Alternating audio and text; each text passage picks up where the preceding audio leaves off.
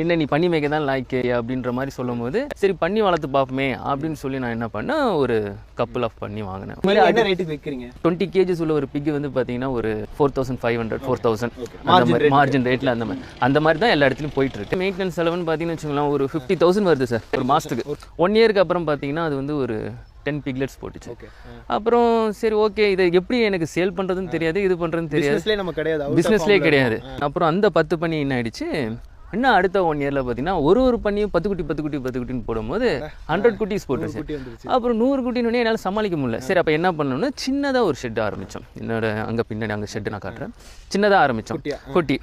அந்த 100 குட்டி பார்த்தீங்கன்னா அடுத்த 1 இயரில் வந்து இன்னும் டெவலப் ஆகிடுச்சு. அப்போ என்னால் சமாளிக்கவே முடியல. அப்புறம் என்ன அதை நான் விற்றேன் ரொம்ப கம்மியான ரேட்டுக்கு. என்னை அப்போலாம் ரொம்ப சீட் பண்ணிட்டாங்க. எனக்கு அதை பற்றி எதுவுமே தெரியாது, பிஸ்னஸ் பற்றி தெரியாது, எதுவுமே தெரியாது. அப்போ ஏமாற்றி என்கிட்ட இருந்து அப்போ வந்து 100 பண்ணி அப்படியே ஒரே லாட்டாக எடுத்துகிட்டு போயிட்டாங்க, ரொம்ப கம்மியான ரேட்டு. அப்புறமேட்டு ஆனால் அதுவே எனக்கு வந்து ஒரு பெரிய லாபம் நினச்சிக்கிட்டு நான் நினச்சேன். என்ன மாதிரி விஷயங்கள் கற்றுக்கிட்டீங்க அண்ட் அது எந்த மாதிரி ஸ்டேஜஸ் வரைக்கும் போச்சு? சகிப்புத்தன்மை சார். அதாவது நீங்கள் மாட்டு சாணி அள்ளிடலாம், ஆட்டு சாணத்தை அள்ளிடலாம், கோழி வேஸ்ட் அள்ளிடலாம், பன்னி சாணத்தை அள்ளுறதுன்றது ரொம்ப கஷ்டம்.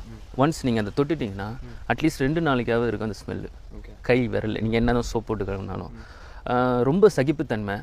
அண்டு வந்து ரொம்ப நான் ஸ்டார்டிங் ஸ்டேஜில் ரொம்ப கஷ்டப்பட்டேன். என்னடா இது நான் ஏன்னா ஒரு பண்ணன் வைக்கும் போது அதில் நிறையா வேஸ்டேஜ் அவுட்லெட் வரும்போது எனக்கு என்ன செய்யறதுன்னு தெரில. போ பழகி அந்த சகிப்புத்தன்மை வந்து எனக்கு எல்லா இடத்துலையும் யூஸ் ஆகிற மாதிரி ஆயிடுச்சு. அது உண்மையாலுமே எனக்கு வந்து ஒரு பெரிய எஃபர்ட் தான் கொடுத்தது. அதே மாதிரி மக்கள்லாம் எப்படி இருக்கிறாங்க, எப்படியெல்லாம் வந்து ஏமாற்றலாம், எப்படி வந்து ஏமாற்றலாங்க, எப்படிலாம் ஏமாத்துறாங்க. அப்புறம் நாம் ஞானியமாக இருந்தால் நமக்கு என்ன பேர் கிடைக்கும். ஒருத்தர் வந்து ரொம்ப அதிகமான ரேட்டுக்கு விற்பாங்க, நான் வந்து அதிகமான ரேட்டுக்கு விற்க மாட்டேன். என்னவோ அதுலேருந்து ஒரு சின்ன ஒரு ரைட் ப்ராஃபிட் தான். ரொம்ப அளவுக்கு மீறி ஏன்னா அவங்களும் என்ன மாதிரி ரேட்டுக்கு விற்கிறீங்க.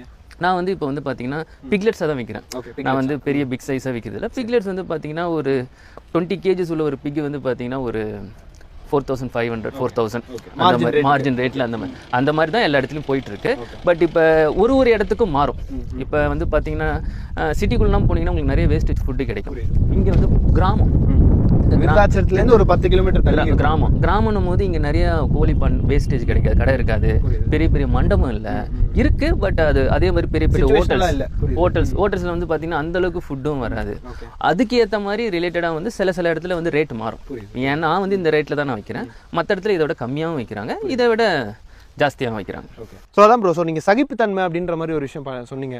ஸோ கண்டிப்பாக அதை பற்றி பேசும்போது மெயின்டெனன்ஸ் பற்றி நம்ம பேசி ஆகணும். இப்போ நம்ம வந்து சாதாரணமாக வீட்டில் ஒரு நாய் வளர்த்தாலோ இல்லை வந்து ஒரு சின்னதாக ஏதாவது ஒரு பேர்ட்ஸோ இல்லை சின்ன லெவலில் எது பண்ணாலும் அதுக்காக நம்ம டைம் டிவோட் பண்ணி ஆகணும். மற்ற ஜாப்லலாம் பார்த்தீங்கன்னா ஆளுங்க கிடைப்பாங்க, ஆனால் இந்த பண்ணி வந்து கவனிக்கிறதுக்கு பார்த்தீங்கன்னா அவ்வளவும் லேசுப்பட்ட ஆள்லாம் வரமாட்டாங்க. இங்கே என்னோட ஓல்டு ஸ்டாஃப்லாம் இருக்காங்க, அவங்கள வச்சு நான் அப்படியே ட்ரெயின் பண்ணி எப்படியே சமாளித்து ஓடிட்டுருக்கேன்.